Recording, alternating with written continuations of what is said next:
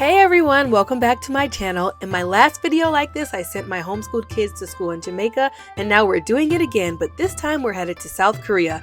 I'm curious to see how my kids will react to visiting a new culture and education system.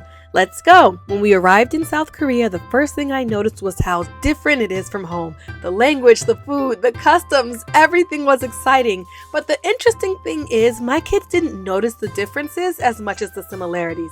They dove right in and even said they feel like they were at home. So I was confident that they would love the Korean school environment. One of the first things we noticed when we arrived at the school was the fact that students take off their shoes and put on slippers before entering the building. This is a common practice in Korean culture, as it's considered rude to wear outdoor shoes indoors. While it's common in the US for high school and middle schoolers to have full-sized lockers, in Korea, students have shoe lockers as well as small cubbies in their classroom. I didn't know they needed slippers, so we borrowed these huge ones and they headed to the classrooms.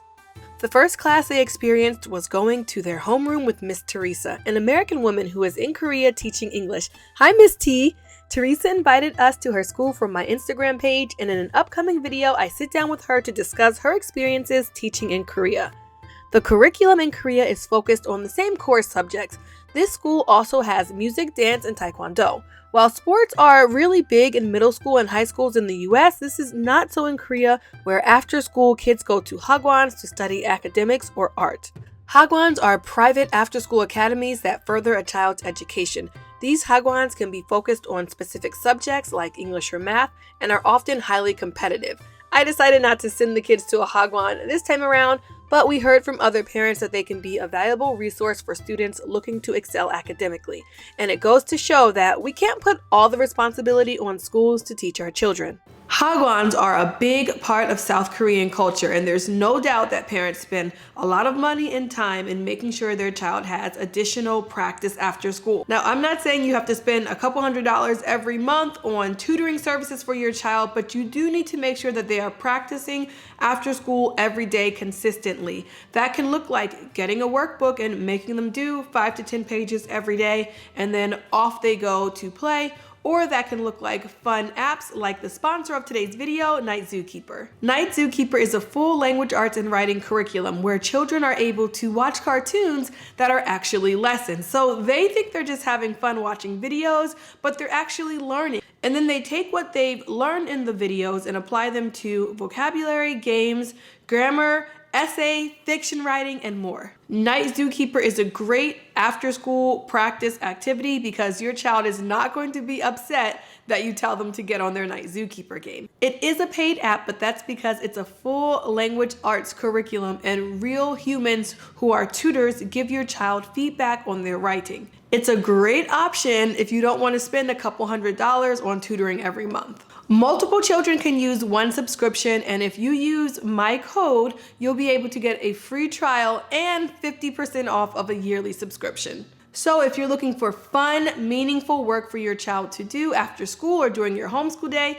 download Night Zookeeper and have it ready for tomorrow. Do anything fun this weekend? Yes. What did you do? We went on a train. On a train? Wow. We got here in Korea. And We went then, on the cable cars. oh, the cable cars, those are cool. Come to school and they have to be here before 8:40. Okay. So from 8:40 to 8:50 is their homeroom, and then from 8:50 to 9 is like transitioning into their first period. okay. It starts at 9 o'clock. Okay. Yeah. So is first period in the same classroom? Yes. Oh, okay. So the teachers usually come in here. Okay. So they don't go anywhere. They just stay in the classroom, and Okay. then different teachers come Come whenever. in. But if they're doing like science lab, the teacher will take them Take down them to there. the lab. Yeah. Okay. Remember, there's no lockers, so there's this hook to hang their bags and cubbies in the back for extra stuff. Okay, student Apiwe has to use the restrooms. These are the water fountains and hand wash stations in the hallway, and the bathroom door slides open in the classic Korean style. And the only thing interesting about this bathroom is this particular toilet. So, let's go get lunch. One thing I love about Korean schools is the school lunch program. Students are provided with a hot, nutritious meal every day. The meals are varied and include a mix of Korean and international dishes. My kids get a hot lunch being homeschooled, so they'd really appreciate that at a Korean school, and I think it would be a great thing for us to adopt in the States.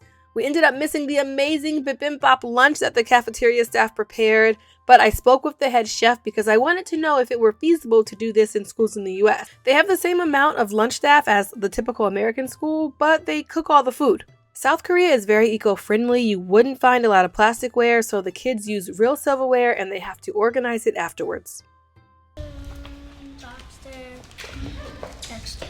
So during their lunch period, which is an hour and 20, over an hour, right? An hour and 10 minutes.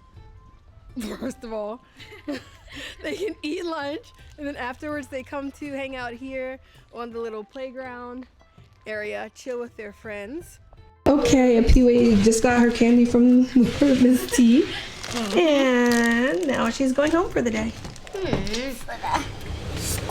With her friends. With her friends. Overall, my experience sending my homeschooled kids to visit a Korean school was a positive one. It was a great opportunity for them to learn about a new culture and see how other kids go to school. All the kids were so nice and welcoming, although my kids were a little intimidated by the age gap. We're grateful for the experience. I know they'll treasure these memories. So thank you to the wonderful principal and school staff and teachers for allowing us to come in. Thanks for watching, and don't forget to subscribe for more homeschool advice, lessons, and adventures.